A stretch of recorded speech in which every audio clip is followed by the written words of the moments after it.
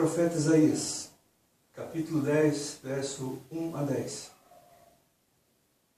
Ai dos que decretam leis injustas e dos escrivães que escrevem perversidades, para prejudicarem os pobres em juízo e para arrebatarem o direito dos aflitos do meu povo, e para despojarem as viúvas, e para roubarem os órfãos.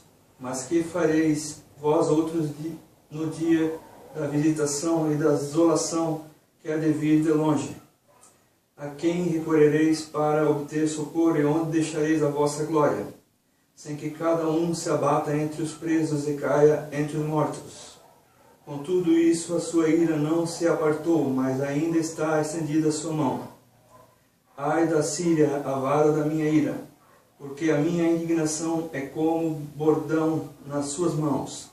Envia-la-ei contra uma nação hipócrita, e contra o povo do meu furor lhe darei ordem, para que lhe roube a presa, e lhe tome o despojo, e o ponha para ser pisado aos pés com a lama das ruas.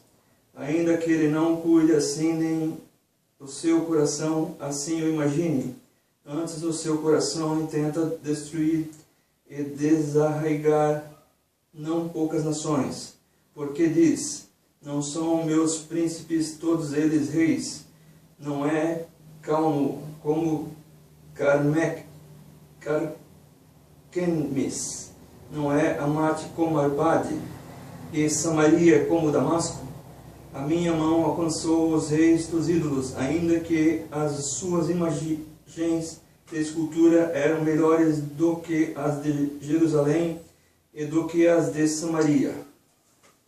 Então você vê a indignação do Senhor nesse verso contra reis maus e a injustiça.